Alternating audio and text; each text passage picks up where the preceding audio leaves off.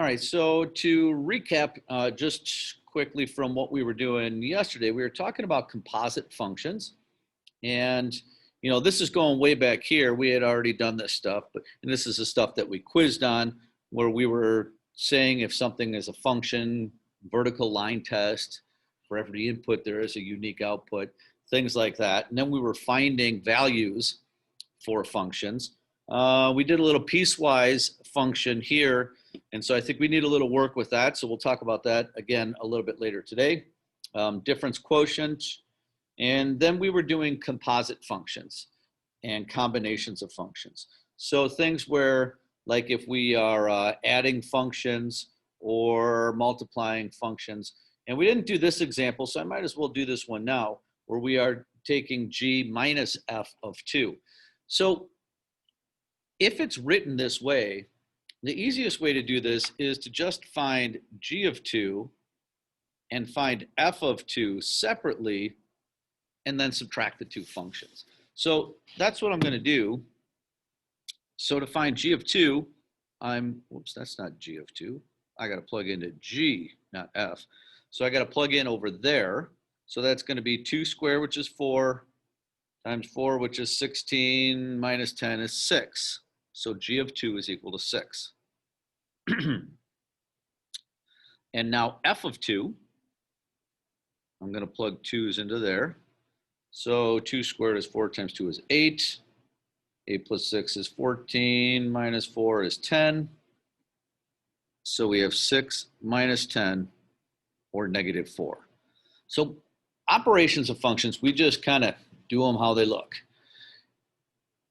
Then we did the composition of functions, where we were taking, say, a number j of k of negative 1, where we find k of negative 1 first. So we plug negative 1 into k, and we get an answer, and then plug that answer into j. All right, so we found k of negative 1 was 27, and then plug 27 into j to get an answer of 24. So going along that, I'm going to do really the same idea, but from a chart. Now, in a table, your x, this is your input. Okay, those are values that are in the domain. So we could say the domain is negative 1, 0, 1, and 2. These are your outputs for f, or the range of f. And these are your outputs for g. So if we wanted to find g of f of negative 1, well, the first thing we're going to do is find this. We're going to find f of negative 1. That means for an input of negative 1 into f, what is the output? So I'm looking at this set right here. For an input of negative 1 into f, the output is 2. So f of negative 1 is equal to 2. So in doing this problem, we do f of negative 1 first, and we know that that's 2. So then we're going to take that 2 and plug it into g. So we now have to find g of 2. So to find g of 2, we have... Wait, don't we need to multiply negative 1 by the 2, though? No. So good question. This is just saying that the function has already done all the work for you. This is saying that in f, when you plug in negative 1, it spits out a 2. You're not multiplying those. That is the output. So like if this is your function f, okay, negative 1 goes in and it does something to it. 2 is the output. Okay, then 2 has to go into g. So that's what we have to do in our next step. 2 is going to go into g. So I'm looking for an input of 2 into g. The output is 3. And that's our final answer. So g of f of negative 1 is equal to 3.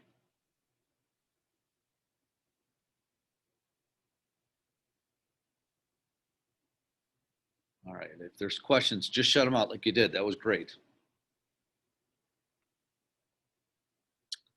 So to do the next one, we have to find g of 1 first. So remember, this is our input. So our input of 1 into g gives us an output of 0.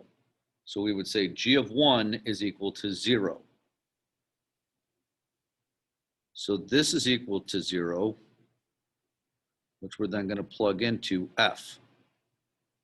So we have to find f of 0. So we have another step. So again, we found g of 1 first. G of 1 was equal to 0. And now we have to plug 0 into f. So in f, for an input of 0, the output is 5.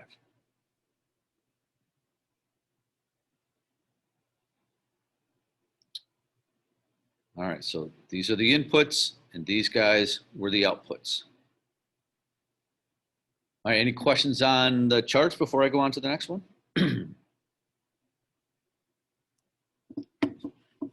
Okay, well then graphically, it's the same idea. Remember that X's are your inputs, Y's are your outputs. So we want to find f of negative 2. Notice that this is f. So that means I'm looking at the graph on the left if I say f. This is g. I'm looking at the graph on the right if I say g. So if we want to find f of negative 2, that means for an input of negative 2, what is the output? It's talking about that point right there. Okay? And the output is negative 1 because that's the y value. So f of negative 2 is negative 1, which we now then have to plug into g. We have to find g of negative 1. So now I'm going to look over at g. For an input of negative 1, the output is 3. And so our final answer is 3.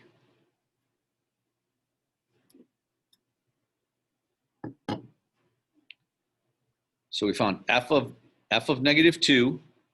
So negative 2, the output was negative 1. Then we took the negative 1 and plugged it into g. So for an input of negative 1, the output was positive 3.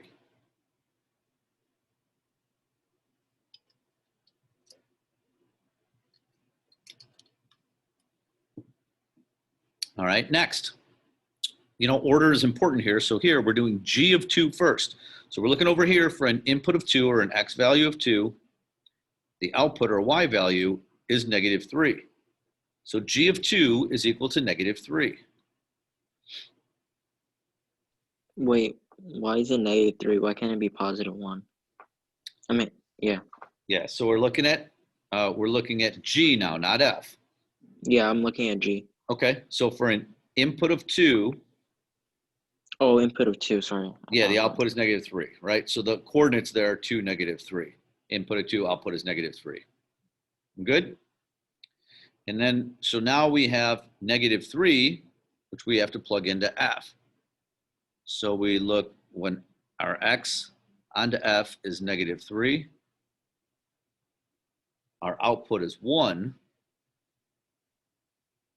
So f of negative 3 is equal to 1.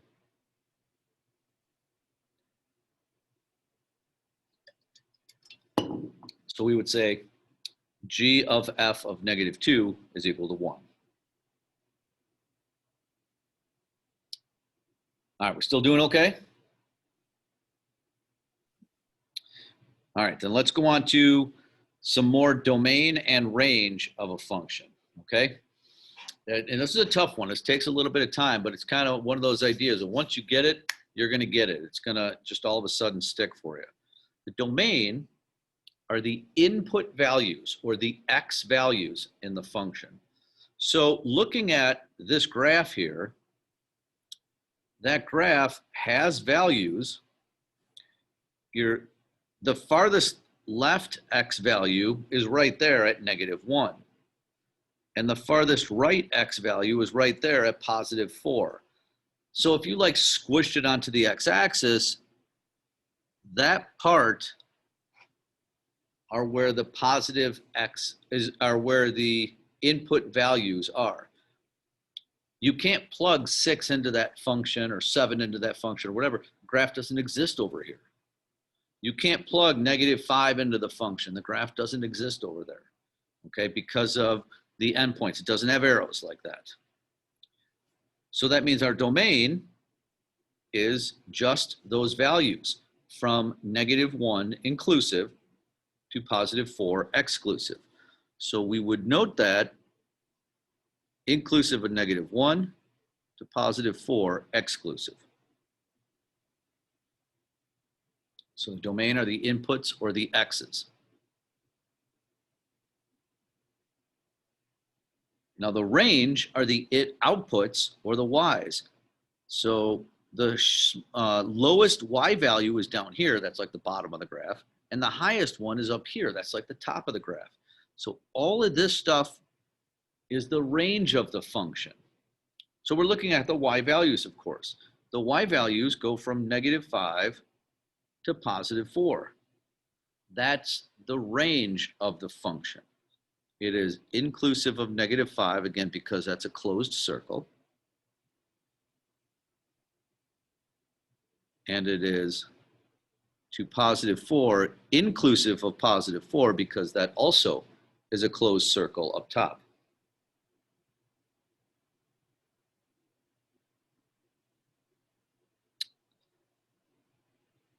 All right, well now a little bit of a new idea is where the function is increasing or decreasing. Okay, for that, you read it like a book. If a function's going up, it's increasing. If the function's going down, it's decreasing. Okay, so you read it from left to right. So if you were like riding this roller coaster, you're going up and up and up and up, you're increasing, increasing, increasing, increasing. Then from here, now decreasing, decreasing, decreasing, decreasing. So the function is increasing. We say the interval are the x values. It's increasing from here to here. Okay, because we're going up and up and up and up and up, and then it starts going down, to the right of that thing. So we'll talk about that in a second. But our interval for where this function is increasing is from -1 to +2.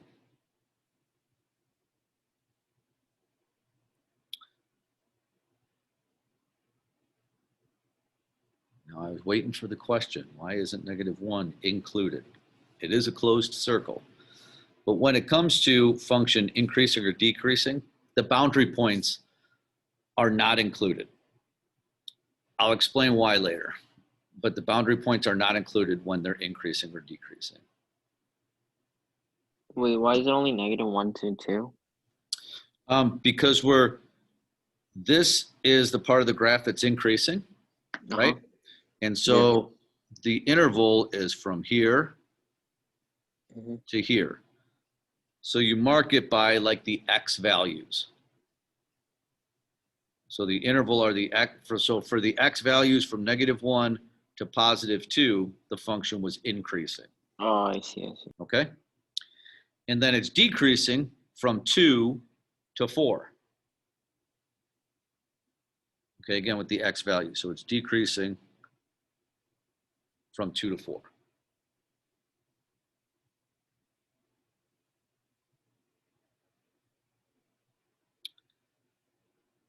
All right, let's do another one. For this problem, now this one keeps going, and we're gonna assume that that means it goes on forever in that direction, okay? Because it is supposed to.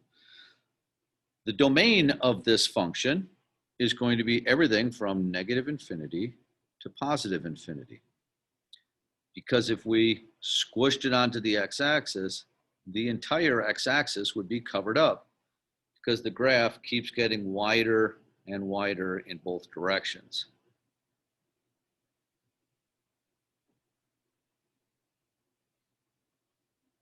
Now the range has a top to it. So that's the highest the graph gets to. So the range never has an output of, let's say, 10 up there. The highest output is 3. So the range is everything from negative infinity to 3. And that should be inclusive of 3. And remember, you write it from lowest to greatest, okay? Not from 3 down, even though that might be how your brain processes it. It's written from negative infinity to 3. Now, we're talking about whether this interval is increasing or decreasing. The left part of it is increasing. So remember, we do the x values for those intervals. From negative infinity to 0, it's increasing. That's right here. And then it's decreasing on the right side from 0 to infinity. X values. So meaning like all of this stuff, the right side of the graph, it's decreasing the entire time.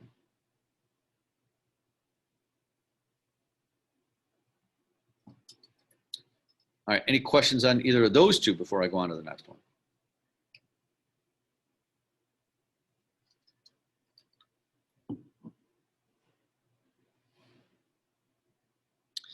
All right, well, for the next one, I'm gonna do, it's a similar problem, but I'm gonna use my calculator. Okay, I'm gonna graph this thing and then talk about where it's increasing or decreasing. So we have negative 2x squared minus x plus 5. So I'm going to go to my calculator. I'll go to new and graph. And I'm going to graph negative 2x squared plus x. It was plus x, right? No, it was minus. Minus x, thank you. Minus x plus 5, thank you. Minus x plus 5. All right, there's our graph. Now I expected an upside down parabola. I knew it was x squared, so it was going to be a parabola. It was negative, so it was going to, go up and come down. So I'm really curious about the top of that graph. So my calculator will find that exactly. The way I do that is I click my tools in the upper left corner, and I go to Analyze Graph. So I'm going to analyze the graph, and what I want to find is the maximum of that. Okay, a parabola that opens downward has a maximum. And it gives me this line, and it says lower bound. So I have to take that line and set it to the left of the maximum, and then extend it to the right of the maximum, and it gives me that point. So that means the coordinates of that are at negative 0.25 or negative 1/4, and then to 5.13. Now, those are really important numbers because the negative 0.25, that's my cutoff where it changes from increasing to decreasing. So that x value is important when I'm talking about intervals from increasing to decreasing. The 5.13 is important because that is the top or the maximum of my range values. So my range will be from negative infinity to 5.13.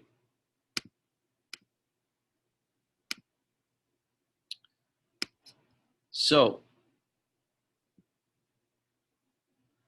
all right, I had the question, how did I get this function to find the points? How did I get the graph of it? I think that was the question. So again, I'm gonna go back to home. And when you start in your screen and you hit new, you're going to pull up a graph.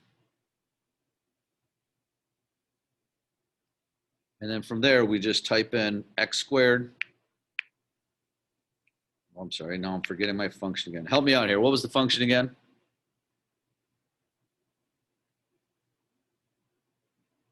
Come on, don't be shy. Negative 2x squared Thank you. minus x plus 5. Thank you very much. Okay, so there is our function.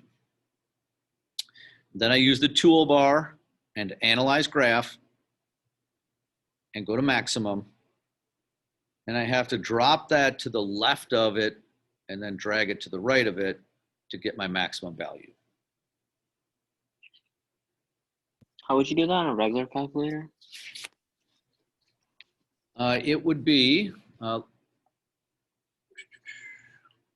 is my other calculator?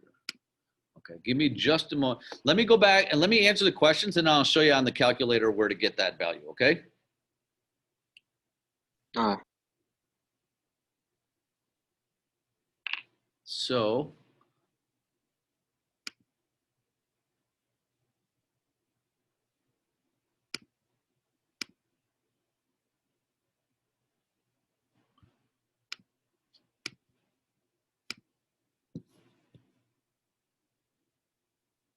sorry, it's lagging behind a little bit here.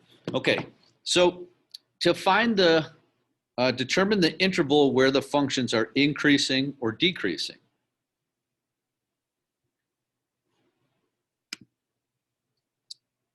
Well, it's increasing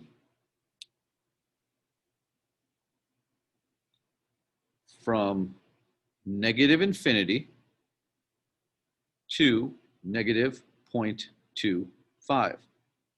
Okay, that x value. And then it was decreasing from negative 0.25 to infinity.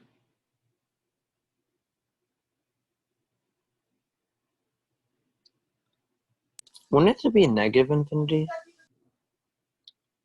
No, when it says it's decreasing, we're only talking about the right part of the parabola. Sorry, this is kind of hard to explain without pointing to it, but just the right part of the parabola, but we're taking the interval. So we're talking about, the parabola looks like that. It's decreasing all over here, but when we write the interval, we're writing these x values from here. We're writing down those x values because that's the interval where it's decreasing. So you write the x values for the intervals.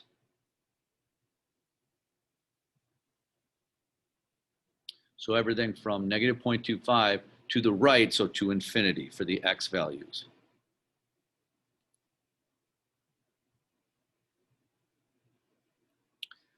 Now it asks for the maximum value of the function. The maximum value, if you think about how high or how low, that's a y value. The maximum value was 5.13. It was the highest it got to.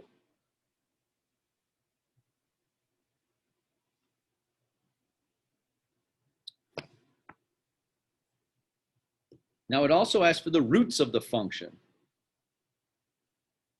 Well, the roots graphically are the x-intercepts. So it hits the x-axis twice. So we want to find those. Here's how you would do it on your calculator. And then I'll show you on the handheld calculator in just a second. You go back to that toolbar. And we're going to go to Analyze Graph. And now we're going to find the 0. Okay, the 0 and the roots and the x-intercepts are fairly synonymous. Graphically, they mean almost the same thing. So there is one x-intercept. It will only do one at a time, by the way. It won't do them both.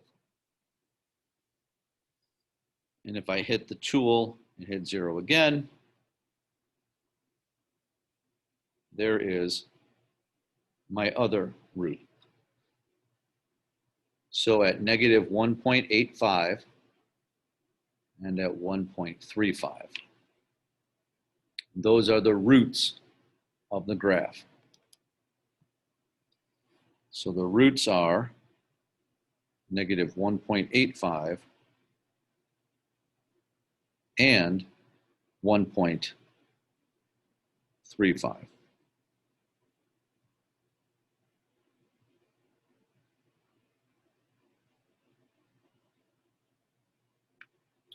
Okay, any questions on that before I flip over to the other calculator?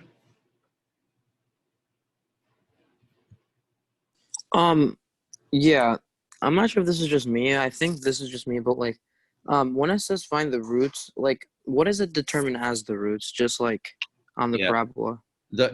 It's the x-intercepts graphically. Oh, So, okay, just the x-intercepts. yep. So like there's your picture. That's a root. That's a root. Oh, okay, just making sure. Yeah. All right. Well, then let me get to my other calculator and we'll show you guys this. Now, this has a tendency to lag a little bit, so I'll do the best I can. But I'm going to hit this calculator screen right here, okay? So it takes me to my calculator screen. I'm going to type in my function. It was negative 2x squared. So negative 2x squared and minus x plus 5. So there is our graph. And now the tools are the same. They're just in a different spot. We just hit menu in this case. So menu and analyze graph again. And we could find the maximum. So you go to the left and click and drag to the right. So that's how we determine the intervals for increasing and decreasing.